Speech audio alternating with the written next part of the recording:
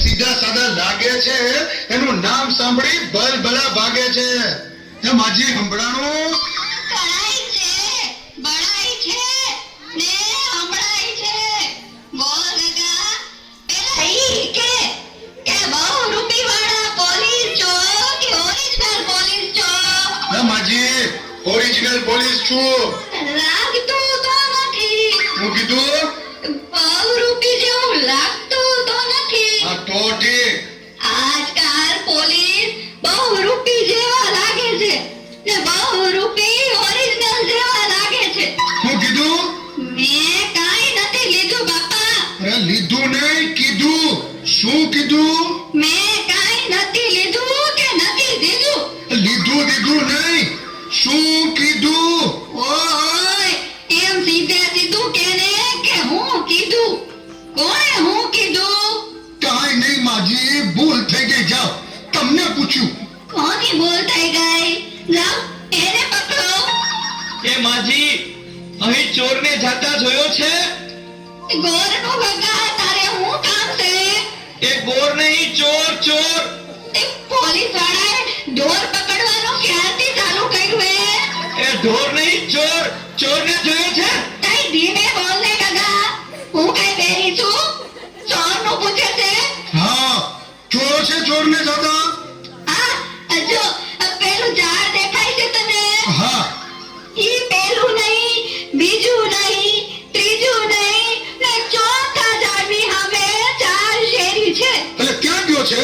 સાંભળ તો ખરો, બહુ ઉતાવળો.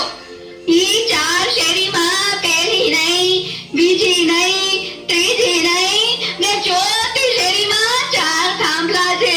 હા, પછી ઈ 4 થાંભલા સામે 4 મહાદેવની દેરી છે. પછી એમાંય પહેલી નહીં, બીજી નહીં, ત્રીજી નહીં ને ચોથી ડેરી સામે 4 બિલ્ડિંગ છે. હા પણ પછી 4 બિલ્ડિંગમાં પહેલું નહીં, બીજું નહીં, ત્રીજું નહીં ને ચોથા બિલ્ડિંગમાં જવાનું. ત્યાં 4 માળ છે. પણ પછી શું થયું? ટૂંકમાં કોને? ટૂંકમાં તો કહું છું. આનાથી કેટલું ટૂંકમાં હોય? તો જા, નથી કહેવું, જા. એ માજી ભૂલ થઈ ગઈ. હવે પાછું કયો. તે સાંભળ ને, ચોથા માળમાં 4 ફ્લેટ છે. એમાં પહેલો નહીં, બીજોય નહીં, ત્રીજોય નહીં અને ચોથા ફ્લેટનો દરવાજો ખોલવાનો. પછી એટલે છે ને ગગા, 4 રૂમ આવે. એમાં પહેલો નહીં, બીજો નહીં, ત્રીજો નહીં ને ચોથો રૂમ ખોલ એટલે 4 કબાટ આવશે. પછી ચોથા કબાટનો દરવાજો ખોલો એટલે 4 તિજોરી આવે. એમાં પહેલી નહીં, બીજી નહીં, ત્રીજી નહીં ને ચોથી તિજોરી ખોલો એટલે એમાં 4 ફોટા આવે. વાહ માજી, તમે તો ચોરનો ફોટો બતાવો છો. ધીરજ રાખ ગગા, તું ધીરજ રાખ. ઈ 4 ફોટામાંથી પહેલો નહીં, બીજોય નહીં, ત્રીજોય નહીં અને ચોથો ફોટો તારા આતાનો છે. ઈ તારા આતાના હમ ખાઈને કહું છું કે મેં ચોરને નથી જોયો.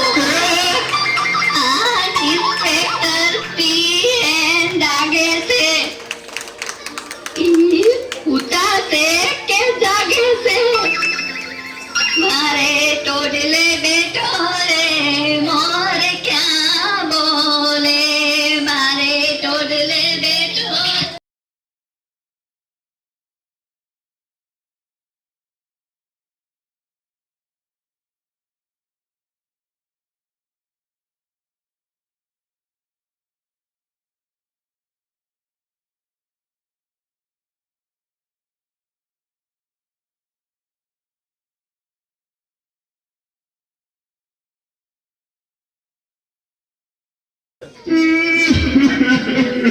અરે તમારી આંખમાં આંસુ ના હોય કે કોઈની અવસાન નોંધાવી છે?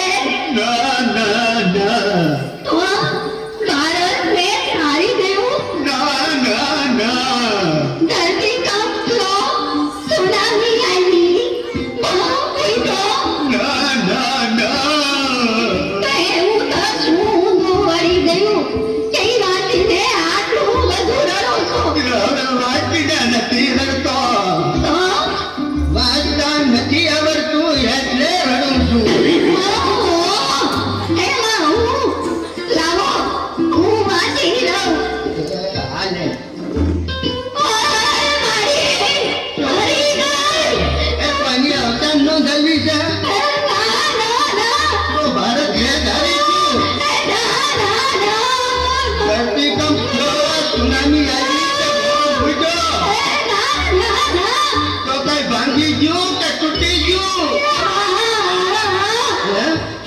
છું આ તમારી ખુશીને છે મારો પાપ આવી ગયો છે સોરી જીવી ઓય મારી મિથ્યા થાતી નથી ને કર્મના બદલા દેવા પડે જીવી દેવા પડે કહું છું હાંજે હળદર લગાવી લેજે કેટલું ધ્યાન રાખીશ છે હે ભગવાન આ જન્મ સુધી મને ઈદ મળે હે ભગવાન આશા રાખું છું કે આ હાથનો જન્મ હોય હું કીધું કે આ જન્મ હોય જીવી હે તું તો 14 જન્મનું કહેતો હતો Congratulations! You have been selected to take part in our anonymous survey. Please take out. Hello Jiva speaking શું હોસ્પિટલમાંથી હા બોલો હું વાત કરો છો કોણ ક્યારે કેટલા વાગે અરે કેમ કરતા